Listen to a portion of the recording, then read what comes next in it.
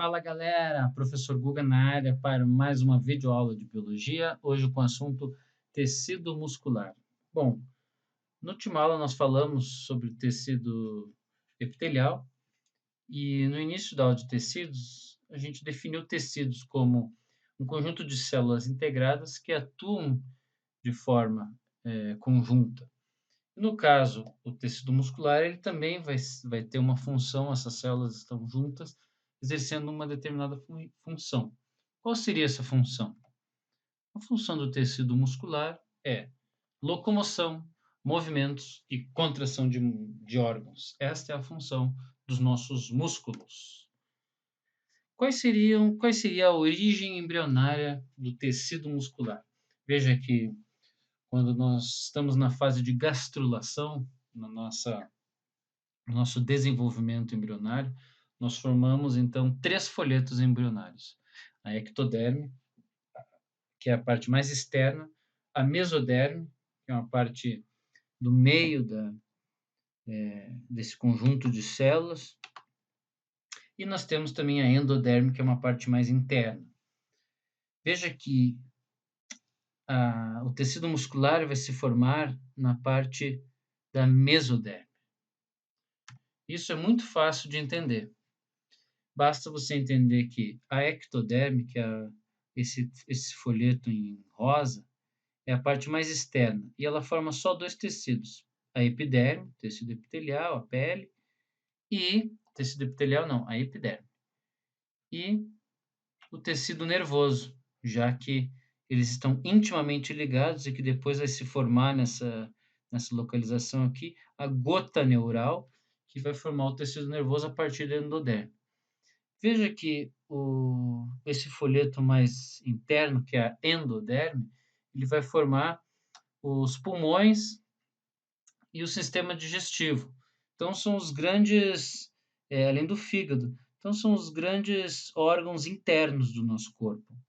E as outras partes do corpo serão formadas pela mesoderme. Então, portanto, os músculos são formados na mesoderme. As células do tecido muscular. As células do tecido muscular são células alongadas que têm uma característica de se contrair. Então, a gente diz que essas células são alongadas e são contráteis. Elas são chamadas de miócitos ou fibras musculares e são ricas em filamentos proteicos. As proteínas que formam esses filamentos é a actina e a miosina. Veja aqui, nós temos uma imagem mostrando os tipos de tecidos musculares. Veja aqui que é o tecido muscular esquelético. São células bem longas. Nesse caso, elas possuem mais de um núcleo e elas possuem fibras. A gente consegue ver aqui essas estrias. São fibras musculares de actina e miosina, dessa proteína que causa a contração.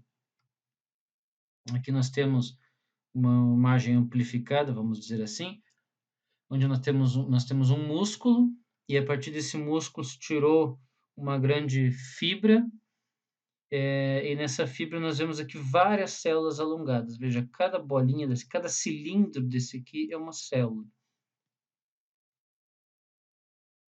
Aqui nessa imagem aqui, nós temos uma forma de mostrar esses filamentos proteicos de actina e miosina.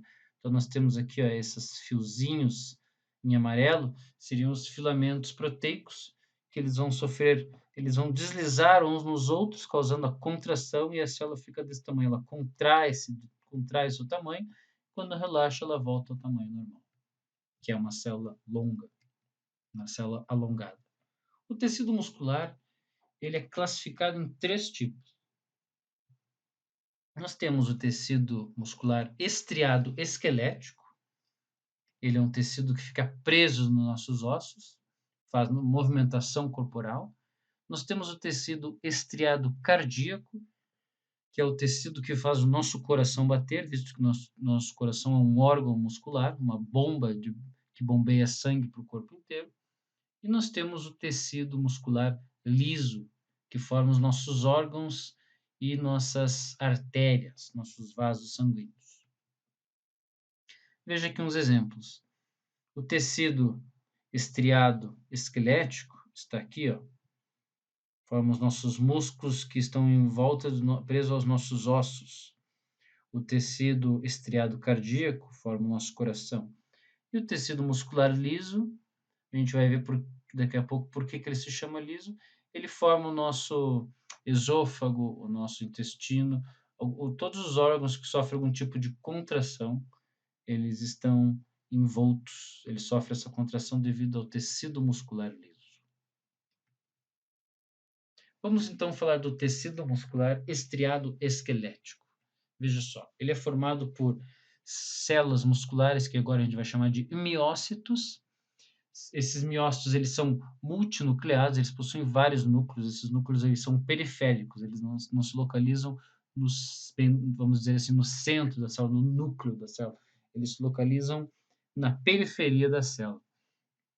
E os filamentos proteicos desse tecido, eles são tanto longitudinais como transversais. E é muito fácil de ver esses filamentos. Por isso, o tecido é chamado de estriado. Nós vemos aqui uma imagem onde a gente vê várias linhazinhas atravessando esse tecido. A gente conseguir aumentar essa imagem, a gente vai ver essas linhazinhas aqui, ó, que são as estrias, os filamentos de actina e miosina que formam esse tecido e que vão dar essa unidade contrátil que daqui a pouco a gente vai falar dela. E a contração do tecido muscular estriado esquelético, ela é uma contração voluntária, ou seja, você pensa em movimentar o seu braço e você consegue movimentar. Isso é uma contração voluntária. Ela é uma contração rápida, porque você pensa em virar o seu pescoço de lado e ele vira. E é uma concentração vigorosa.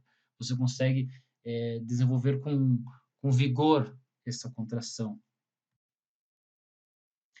Vamos falar um pouquinho do sarcômero. Veja que o tecido muscular ele possui a unidade contrátil da célula. É uma região da célula onde ocorre realmente a contração. E essa região é chamada de sarcômero. Nós vemos essa imagem onde nós pegamos um pedaço de músculo, ampliamos, pegamos uma célula, pegamos um pedacinho dessa célula, vamos pegar lá uma fibra dessa célula, e aí nós temos então este sarcômero, que nós temos filamentos de actina e filamentos de miosina. E por um motivo que logo eu vou explicar, elas vão se deslizar umas às outras, causando a contração muscular. Aqui mais uma imagem mostrando, a gente vai ampliando essa imagem até chegar no sarcômero, que é esta região. Veja aqui, nós temos então um sarcômero relaxado, onde nós temos a actina em azul e a miosina em laranja. Depois de um determinado momento, de uma determinada ação que nós já vamos ver, a actina desliza sobre a miosina e veja que elas aproximam-se umas às outras, contraindo o sarcômero e assim contraindo toda a célula. Veja que esse espaço chamado de H entre as actinas, ele fica menor nessa imagem, onde ocorreu a contração da célula e, consequentemente, a contração do músculo. Vamos ver agora detalhadamente, bioquimicamente, como que funciona a contração muscular. Nós temos aqui uma imagem exemplificando esse processo. Vamos retirar aqui uma única célula e nós temos aqui, ó, um neurônio chegando até o músculo. Vamos pensar que esse músculo seja um músculo estriado esquelético, que compõe que está preso em nossos ossos. Aqui nós temos, então, o final de um axônio, de um neurônio, onde ele vai, a partir de um pensamento de contrair o braço, ele vai liberar um neurotransmissor nessas células musculares. Esse neurotransmissor é chamado acetilcolina. A acetilcolina é um neurotransmissor que tem várias funções no corpo, dentre elas contração muscular. A partir disso, o retículo endoplasmático dessas células vai liberar o cálcio, e o cálcio vai ser exposto no citoplasma da célula. O cálcio no citoplasma da célula, ele vai expor a cabeça da miosina. Veja que é essa região arredondada da proteína da miosina. E a partir disso, com o gasto de energia, com o gasto de ATP, vai ocorrer o deslizamento da actina na miosina, fazendo então a contração muscular.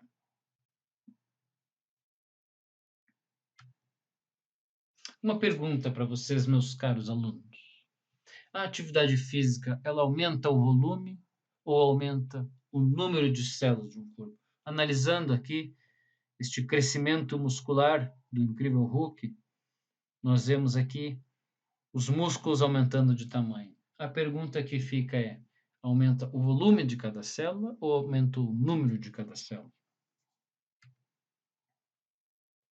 A resposta é que as células musculares elas não sofrem divisão celular, elas não se dividem. O que ocorre é o aumento da produção das miofibrilas actina e miosina. Você começa a aumentar a produção de proteínas, actina e miosina, dentro de cada célula, aumentando o volume celular e, consequentemente, aumentando o volume muscular. A cãibra, pessoal. A cãibra, a partir de uma contração acima do normal, uma contração muscular muito rápida, que você teve que usar um gasto energético maior do que se esperava, ela acaba causando, então, devido à falta do preparo físico, a falta de oxigênio na célula e o acúmulo de ácido lático devido à respiração anaeróbica que é feita nas células musculares. Nós veremos em uma próxima aula, em uma outra aula, como funciona essa respiração. Mas a partir da falta de oxigênio na célula, ela vai fazer respiração anaeróbica.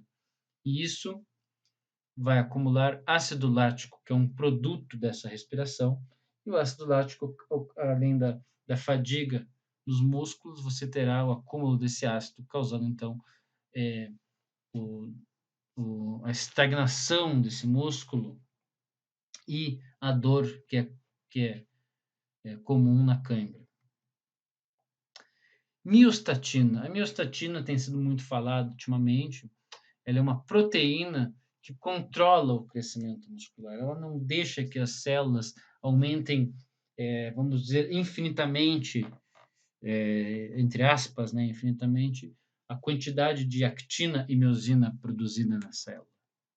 Então, ela é responsável pelo controle do crescimento muscular.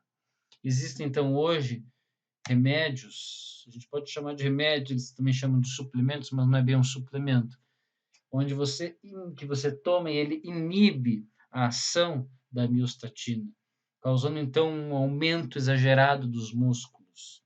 Isso também é dado para os animais. Por exemplo, nessa imagem, a gente vê um animal com crescimento exagerado de todos os músculos.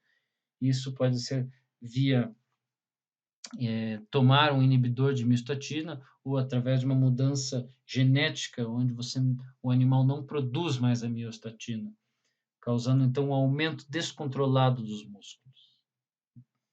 Bom, pessoal, vamos falar um pouquinho agora da outra classificação, que é o tecido estriado cardíaco. Nós já falamos que a definição de estriado são músculos, são células que possuem filamentos proteicos de ambos os sentidos, tanto transversais como longitudinais.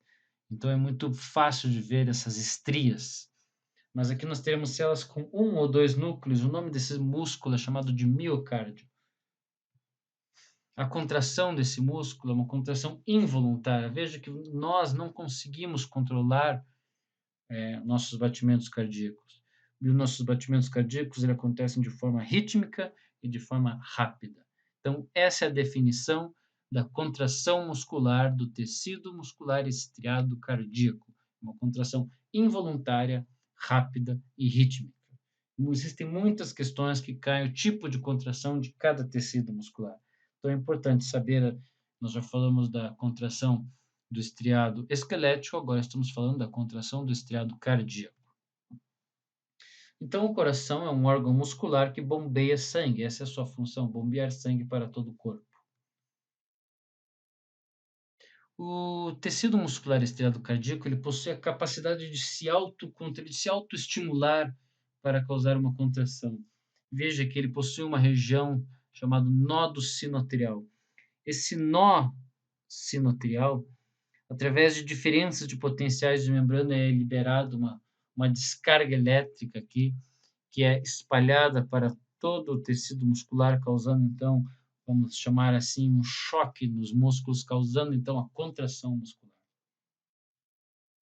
E por último, então, nós temos o tecido muscular liso. Nesse tecido não se enxerga as estrias, são somente estrias longitudinais. Veja aqui que é mais difícil de enxergar aquela quantidade de estrias. A contração desse tecido, veja que esse tecido ele está localizado nos nossos órgãos e artérias. A contração que acontece nos nossos órgãos e artérias é uma contração involuntária, porque nós não controlamos a contração do nosso esôfago, do nosso intestino, e também é uma contração lenta. Então, essa é a diferença entre o tecido estriado e o tecido liso. A contração, principalmente, involuntária e lenta. Bem, meus alunos queridos, era isso de tecido muscular. Espero que vocês tenham gostado. Tchau!